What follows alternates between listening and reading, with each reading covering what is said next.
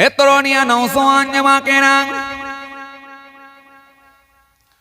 হে আমার মুরব্বিয়ানেরা, বাবা রাসূল রেখে দিয়ে আল্লাহ নবী যখন মদিনা শরীফে গিয়েছিলেন, মদিনায় যাওয়ার পর আল্লাহ নবীর কাছে সাহাবায়ে কিরামেরা এসে হাজির হয়ে গেলেন।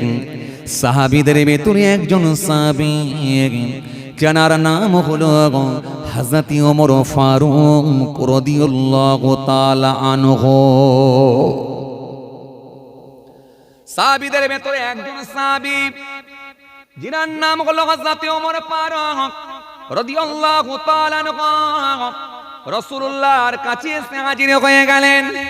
সাহাবীদের ভেতরে আর একজন সাহাবী যার নাম হলো হযরত মুআয ইবনে জাবাল রাদিয়াল্লাহু তাআলা আনহু। তিনিও আল্লাহ নবীর কাছে এসে হাজির হয়ে গেলেন। সালাম দিয়ে বললেন, ও আল্লাহ নবী, মত সম্পর্কে আমাদেরকে একটু বলো। খুব ভালো করে আজ বুঝবেন, কিন্তু আজ খুব ভালো করে বুঝবেন, তাহলে সোশ্যাল মিডিয়াতে আপনারাও প্রতিবাদ করতে পারবেন। আপনাদের মনোযোগ থাকে না আজে, যার কারণে আজকে আপনারা ফেসবুক, ইউটিউব, সোশ্যাল মিডিয়ায় মেসেঞ্জারের মাধ্যম দিয়ে আপনারা প্রতিবাদগুলো করতে পারেননি। এই প্রতিবাদগুলো আপনাদেরই করতে হবে। হ্যাঁ, গণতান্ত্রিক পদ্ধতিতে প্রতিবাদ হবে, নিরপেক্ষভাবে হবে। স্বাধীন ভারতের নাগরিক হিসাবে আমি প্রতিবাদ করব, হ্যাঁ, সেটা গণতান্ত্রিক পদ্ধতিতে আইনকে মান্যতা দিয়ে, আমরা ল অ্যান্ড অর্ডারকে মান্যতা দিয়ে আমরা প্রতিবাদ চালাবো। আমরা দেখিয়ে দেবো আমরা প্রতিবাদ করি গণতান্ত্রিক পদ্ধতিতে, আর তোমরা আইন মানো না, আইন নিয়ে নাও হাতেতে। কথা বলে, তোমরা আইন নাও হাতেতে, আইন তুলে নাও হাতেতে, এটা তোমরা তোমাদের ক্ষমতার অপব্যবহার করো।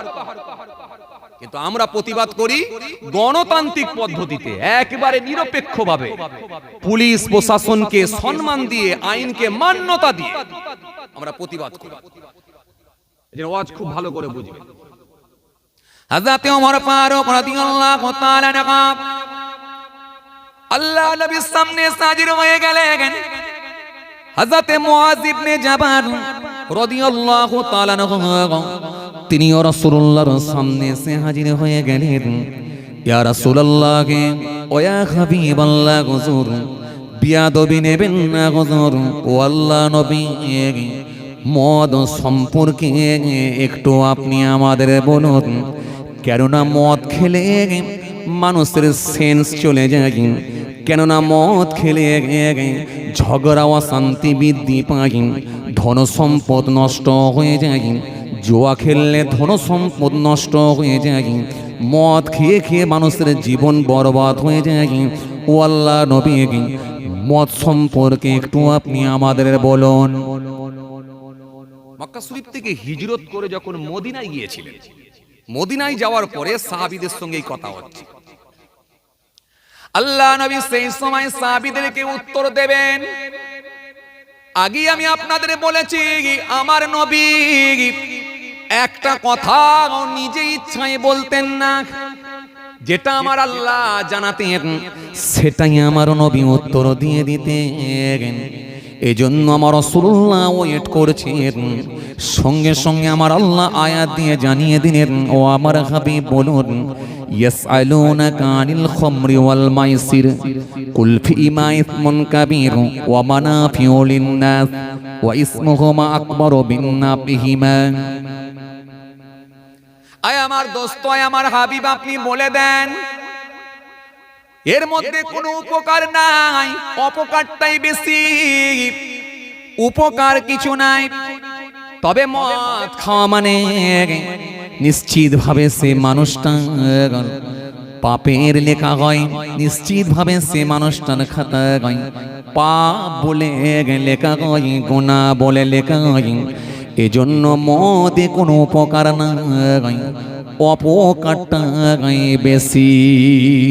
যখন এই আয়াতটা এলো, এটা হলো সর্বপ্রথম আয়াত, সঙ্গে সঙ্গে কিছু সংখ্যক সাহাবী তারা বললেন, মদ আমরা আর খাবো না, আর খাবো না। যার ভেতরে কোনো উপকার নাই এরকম জিনিস পান করারও কোনো দরকার নাই, মদ আমরা খাবো না। আর কিছু সংখ্যক মানুষ তারা বলল, যেহেতু সরাসরি ভাবে হারাম হয় না, তাহলে কেন খাবো না? কথা বলে এটা কি করা হলো? আরে কি করা হলো? কমিয়ে দেয়া হলো। কি করা হলো? কমিয়ে দেয়া হলো, যাতে করে কমে যায়, সংখ্যাই কমে যায়।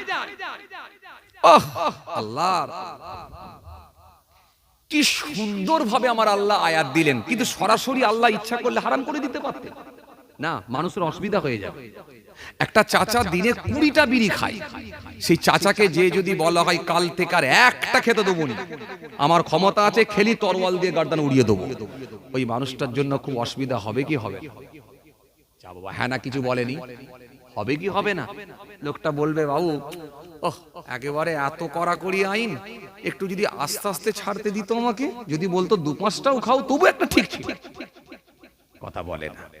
যেখানে আমি সারা দিনে রাতে ঘুমানো পর্যন্ত 20টা খেতাম, সেখানে না হলে 5টা খেয়ে কাটাতাম। কিন্তু সরাসরি একবারে একদিনের মধ্যে ছাড়া যায়, এটা আমার জন্য কি কষ্টকর নয়?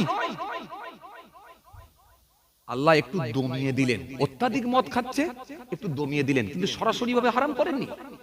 বললেন এতে উপকারের থেকে অপকারটাই বেশি, আর এটা খাওয়া মানে পাপের কাজ, এটা না খাওয়াটাই ভালো। এটা খাওয়া মানে পাপের কাজ, না খাওয়াটাই ভালো। কিন্তু সরাসরি ভাবে পুরোপুরি ভাবে নিষেধ করা হয়। প্রথম আয়াত আল্লাহ দিয়ে দিলেন। কিছু সংখ্যক মানুষ তারা বলছে যেহেতু এটা না খাওয়াটাই ভালো আল্লাহ বলেছেন, আর এতে কোনো উপকার নেই বলেছেন, তাহলে খাবো না। আর কিছু মানুষ বলছে সরাসরি ভাবে যখন হারাম করা হয়নি তো খাবো, অসুবিধা কি আছে, খাবো। কিছু মানুষ খেতে শুরু করলো, আর কিছু মানুষ বন্ধ করে দিল, তাদের ভেতরে দুটো দল হয়ে গেল। কথা কিছু বুঝতে পারছেন? একটু কমিয়ে দেওয়া হলো। হে তরুণিয়া নওজোয়ান যুবকেরা, হে আমার মুরব্বিয়ানেরা, বাবারা শুনে রেখে দিন। এইভাবে আমার আল্লাহ প্রথম আয়াত দিয়ে বান্দাকে একটু দমিয়ে দিলেন, কমিয়ে দিলেন। এরপরে আমার আল্লাহ সুন্দর করে বললেন, ইয়া আইয়ুহাল্লাযীনা আমানু লা তাকরাবুস সালাম ওয়া আনতুম সুকারা। এরপরে আমার আল্লাহ একটা আয়াত দিলেন, দিয়ে বললেন, হে ঈমানদারেরা, তোমরা নেশাগ্রস্ত অবস্থায় নামাজের নিকটে যেও না। কথা শুনছেন তো? শুনছেন কথা? তাহলে উত্তর দিতে পারবেন না, আপনাদেরও মাথায় ঢুকে রয়ে যাবে যে ওয়াসিম সরকার যা বলেছে ঠিকই বলেছে। এজন্য খুব ভালো করে বুঝবেন।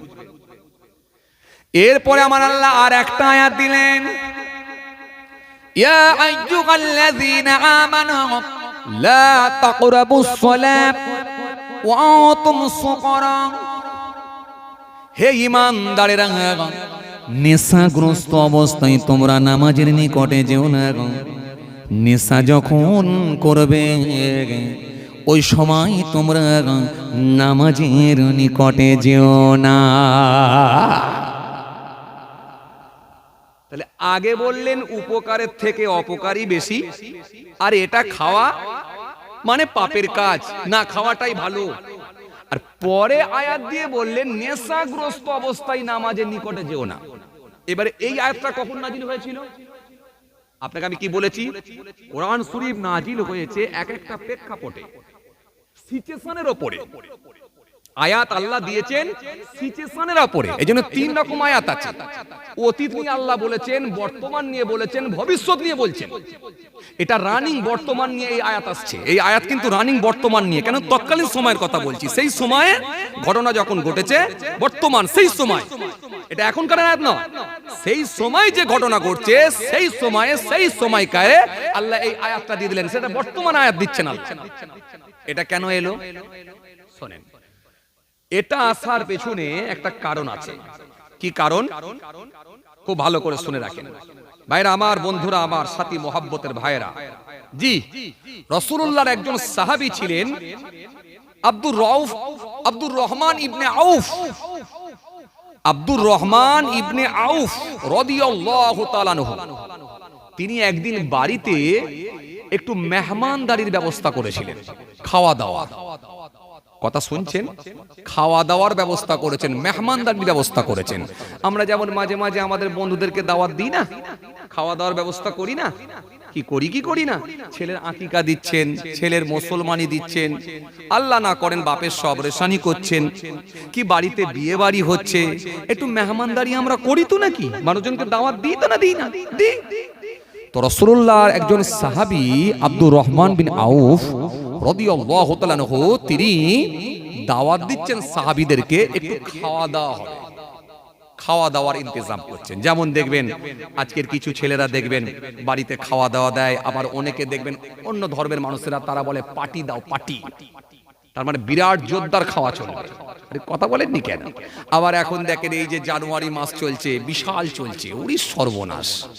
মাঠে ঘাটে পুকুরের পাড়ে, কোথায় পাহাড়ের ওপরে, কোথায় জঙ্গলের ভেতরে 6টা-8টা বক্স লাগিয়ে দিয়ে কিছু মাতাল সেখানে ফিট করে দিয়ে তিরিং তিরিং করে লাফাচ্ছে। সে যে কি বলছে, কি বুঝছে, আর তার লাফানোর স্টাইলও ঠিক করা যায় না। এক মাতাল তো লাফাতে গিয়ে পড়েও যাচ্ছে, এমনও হয়ে যাচ্ছে। পড়ে গিয়ে কাঁচার টাচার খেয়ে হাঁটু ফাটু ছিঁড়ে আগুল মুটকে ফেলে রাস্তায় ঘরে এসে বলছে, ও আবারে কাল পিকনিক করতে গিয়ে যা হয়েছে না। চলছে না? চলেনি?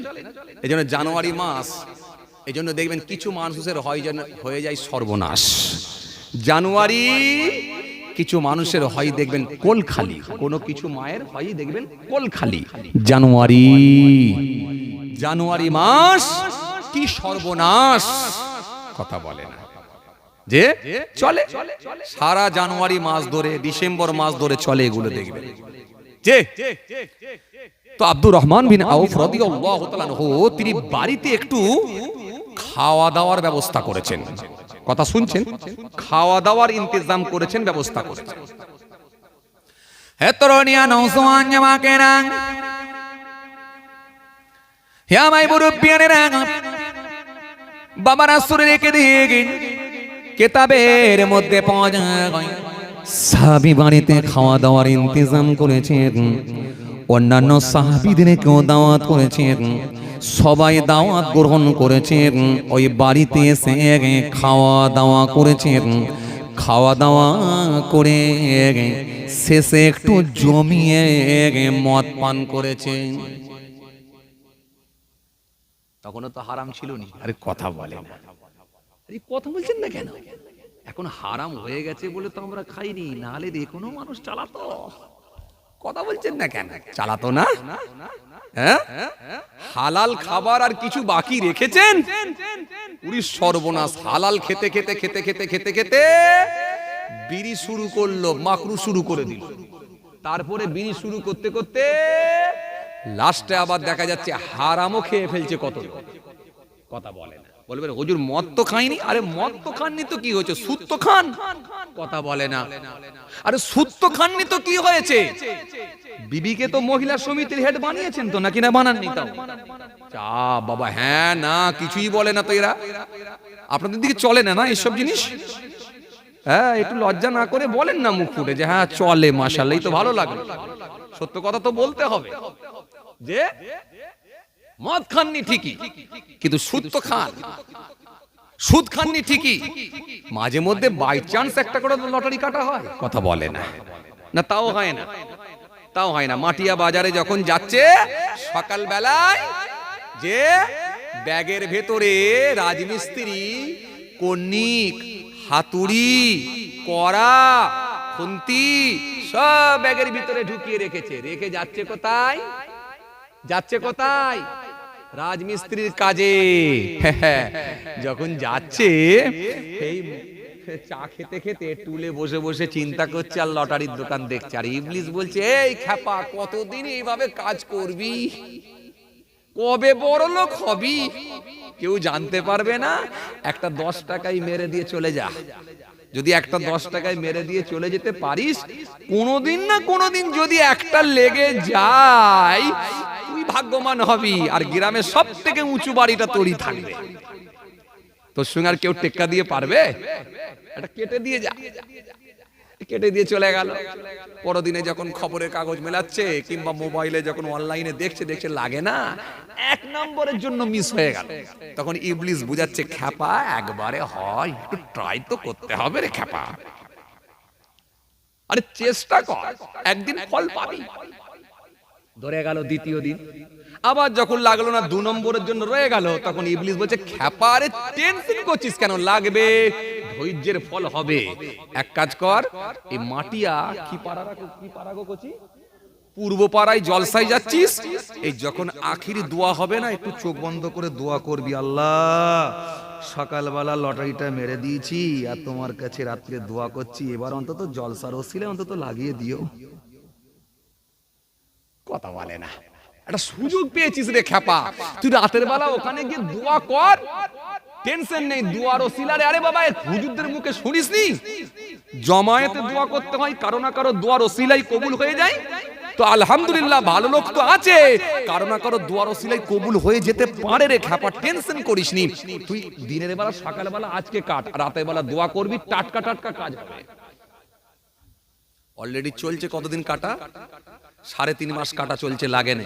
কিন্তু ইবলিস তখনও পর্যন্ত জলসার দিনেও ধোকা দিচ্ছে, ছাড়ে নেই, বলছে লাগিয়ে যা, কাট, তুই লেগে যাবে, নিরাশ হবি না, নিরাশ হতে আল্লাহ বারণ করেছে। আবার মনে করিয়ে দিচ্ছে, এই জন্যই তো আল্লাহ কোরআন শরীফের মধ্যে আয়াত দিলেন, ইয়া আইয়ুহাল্লাযীনা আমানু দুখুলু ফিস সিলমি কাফা, হে ঈমানদারেরা সম্পূর্ণভাবে ইসলামের মধ্যে দাখিল হও, ওয়ালা তাত্তাবিউ খুতুওয়াতিশ শাইতান, শয়তানের পথ তোমরা ধরবে না, অনুসরণ করো না। কেন? ইন্নাহু লাকুম আদুউম মুবিন, নিশ্চয় সে হলো তোমাদের প্রকাশ্য শত্রু, প্রকাশ্য দুশমন। কথা কিছু বুঝতে পাচ্ছেন?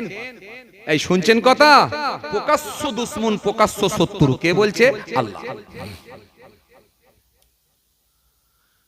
আসেন, ভুল বুঝবেন না, রাগ করবেন না, কি বলছিলাম? মদ। তাহলে আমাদের মধ্যে অনেক মানুষ আছে মদ খায় না কিন্তু সুদ ছাড়ে না, মদ খায় না লটারি ছাড়ে না, মদ খায় না কিন্তু বউকে বন্ধন থেকে বাঁচাতে পারে না, মদ খায় না কিন্তু রাজনীতির টাকাটা খায়, এটা কিন্তু ছাড়ে না, মদ খায় না কিন্তু হালাল আর হারাম বাছাবাছি রাখে না, মদ খায় না কিন্তু লোকের জমি বর্গা করে খায়, এটা ঠিক, এটা কিন্তু হয় না, এমনটা নয়, মদ খায় না। যেন একটা কথাই বলে না যে খড় খায় না খড়ে গা ঘষে, ঘাস খায় না ঘাসে মুখ দেয়। চলেন খেয়াল করেন, লক্ষ্য করেন, তাহলে পার্টি হয়েছিল, কি খাওয়া দাওয়ার পার্টি, মনে আছে? আব্দুর রহমান বিন আউফ রাদিয়াল্লাহু তাআলা আনহুর বাড়িতে খাওয়া দাওয়া, জোরদার খাওয়া দাওয়া হচ্ছে। এ তরুণিয়া নওজওয়ান জামাকেরা, হে আমার মুরব্বিয়ানেরা, বাবা রাসূলের রেখে দিন কিতাবের মধ্যে পাওয়া যায় আল্লাহ নবীর বিখ্যাত সাহাবী হযরতে আব্দুর রহমান বিন আউফ রাদিয়াল্লাহু তাআলা আনহুর বাড়িতে খাওয়া দাওয়ার ব্যবস্থা করা হয়েছে। সাহাবে কিরামেরা ওই বাড়িতে সবাই অনেকেই অংশগ্রহণ করেছে, দাওয়াত কবুল করেছে।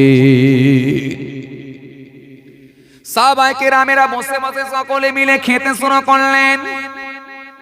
খাওয়া দাওয়া যখন কমপ্লিট হয়ে গেল, খাওয়া দাওয়া যখন শেষ হয়ে গেল, খাওয়া দাওয়া শেষ হওয়ার পরে তাদের মধ্যে মদের কম্পিটিশন শুরু হলো, মদ খাওয়ার প্রতিযোগিতা শুরু হয়ে গেল, কে বেশি খেতে পারে,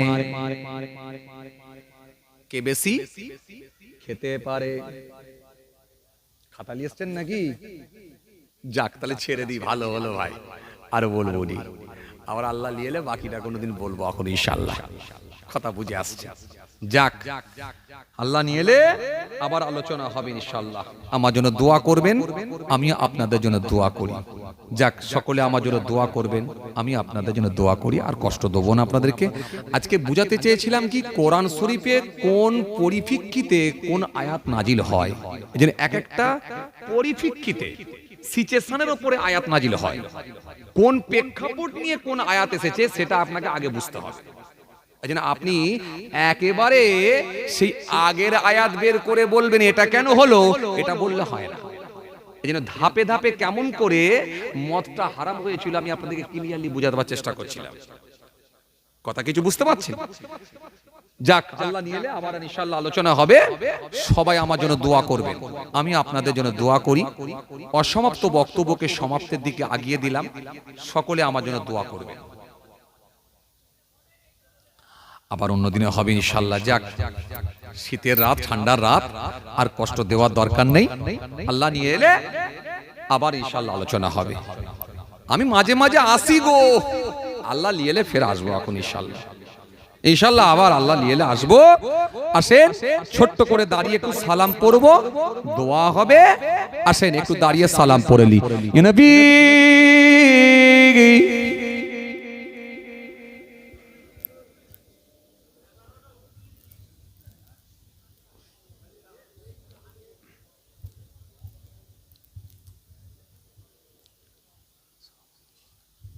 मोहब्बत একটু সালাম পড়েন উচ্চ আওয়াজে। ইয়া নবী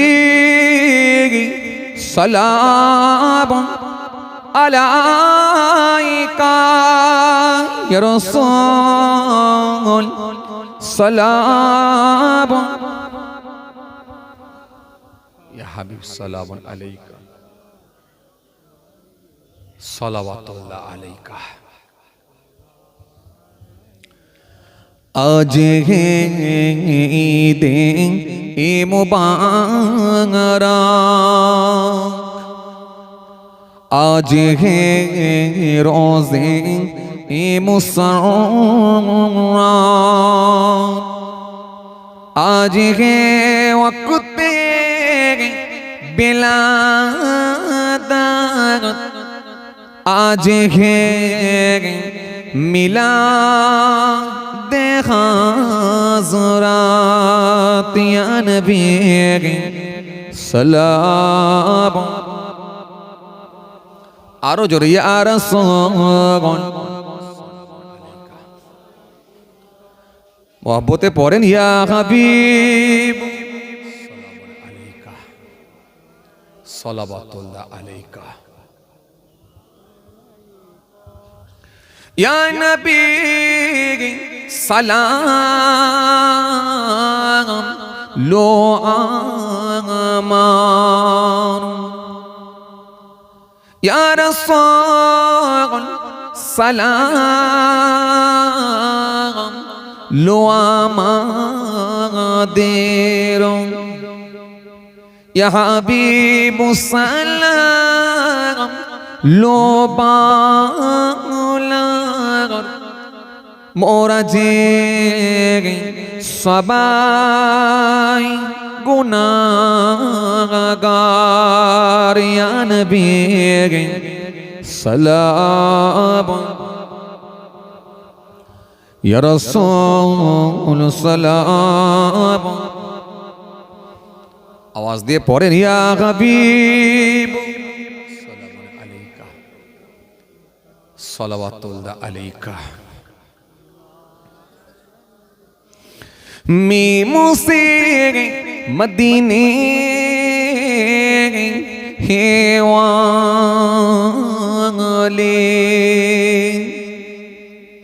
हे से हसमी हे वाले मीम से मेरा वाले दाल से दीदार वाले या नबी सलाम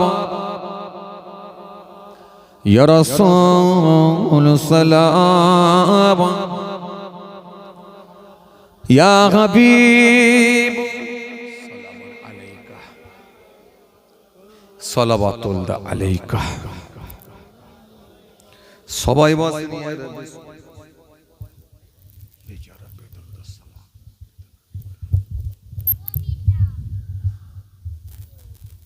যাই হোক, অসমাপ্ত বক্তব্যকে সমাপ্তের দিকে আগিয়ে দিলাম। আর ওয়াজ করতে হলে মিনিমাম 2-2.5 ঘন্টা সময় লাগে। আর এই 2 ঘন্টার ভেতরে ওয়াজ করা, কিয়াম পড়া, কালেকশন করা, সব 2 ঘন্টার ভেতরেই বুঝতে পারছেন একটা সময়ের ব্যাপার থাকে। যাক, আল্লাহ নিয়ে এলে ইনশাআল্লাহ বাকিটা কোনোদিন ক্লিয়ার করার চেষ্টা করব ইনশাআল্লাহ। আমার ভাইয়েরা বড় আশা করে বলেছেন, আর আমি প্রথমে ওই জন্য জিজ্ঞাসাও করছিলাম, আমি আসলে না জিজ্ঞাসা করলেও বুঝতে পারবো না, তাই তো নাকি? যে যাক, মাশাআল্লাহ, শীতের রাত আবার ঠান্ডা রাত, তাই না? ঠান্ডা রাত না হলে যদি গ্রীষ্মকাল হতো হয়তো আরো আধ ঘন্টা বেশি করে দেওয়া যেত। যাই হোক, আল্লাহ নিয়ে এলে আবার আলোচনা হবে ইনশাআল্লাহ। সবাই আমার জন্য দোয়া করবেন, আমি আপনাদের জন্য দোয়া করি। একবার মহাব্বতে দরুদ শরীফ, আল্লাহুম্মা সাল্লি আলা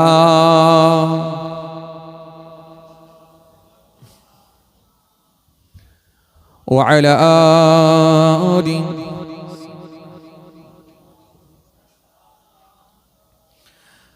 আমি তো জানি না পাবো কি পাবো না, আল্লাহ তোমার দেওয়া সেরা জান্নাত। আমি তো জানি না পাবো কি পাবো না, আল্লাহ তোমার দেওয়া সেরা জান্নাত। আমি সদ জানি নরকের আগুনি সইতে পারবো না কোনো দিন রাত। আমি তো জানি না পাবো কি পাবো না, আল্লাহ তোমার দেওয়া সেরা জান্নাত। আমি তো জানি না পাবো কি পাবো না, আল্লাহ তোমার দেওয়া সেরা জান্নাত। আল্লাহুম্মা সাল্লি আলা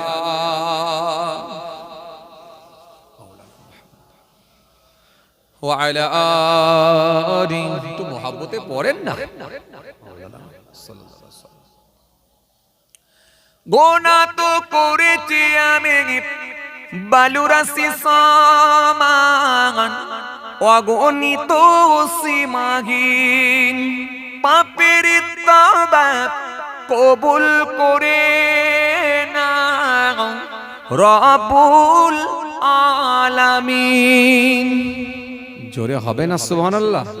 একটু মহব্বতে হয় না?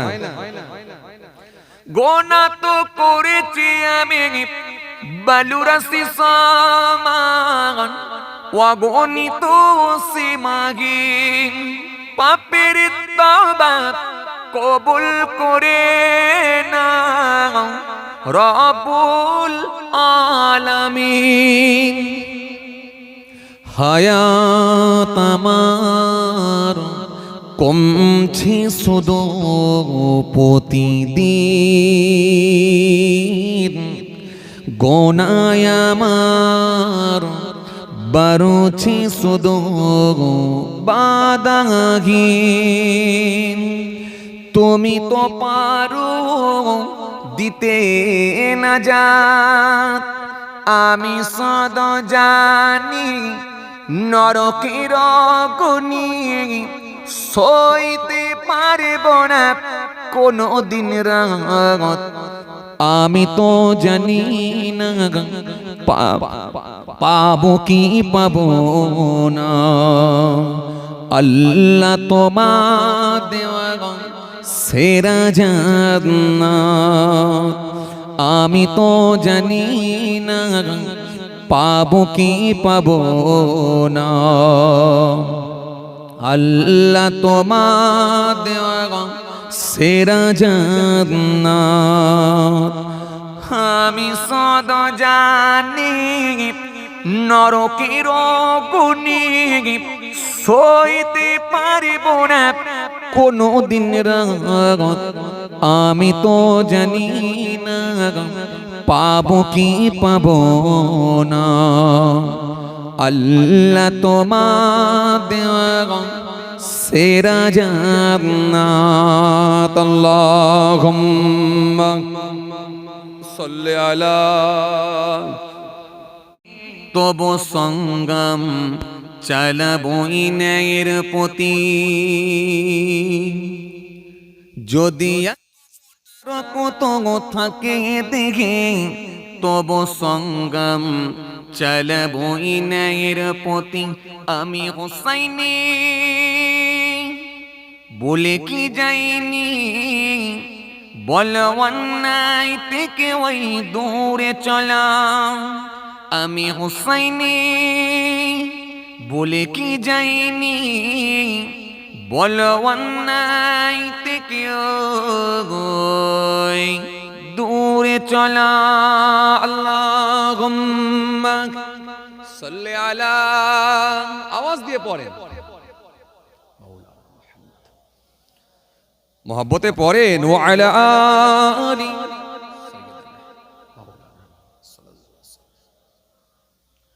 শুধু গো সুজিনা বাড়ছে যত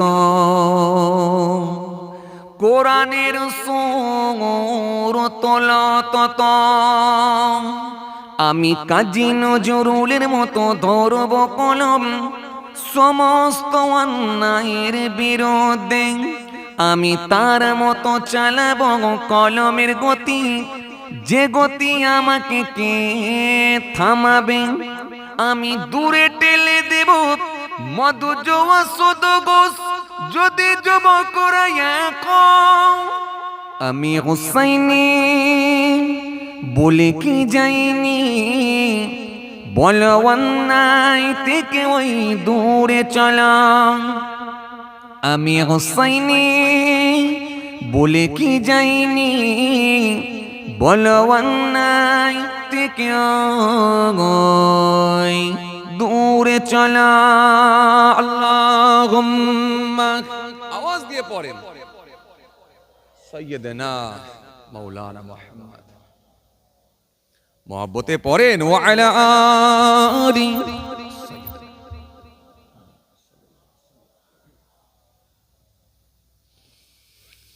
يا سيدي ارحم لنا، يا سيدي ارحم لنا، يا سيدي ارحم لنا، يا سيدي ارحم لنا، يا سيدي ارحم لنا، يا سيدي ارحم لنا.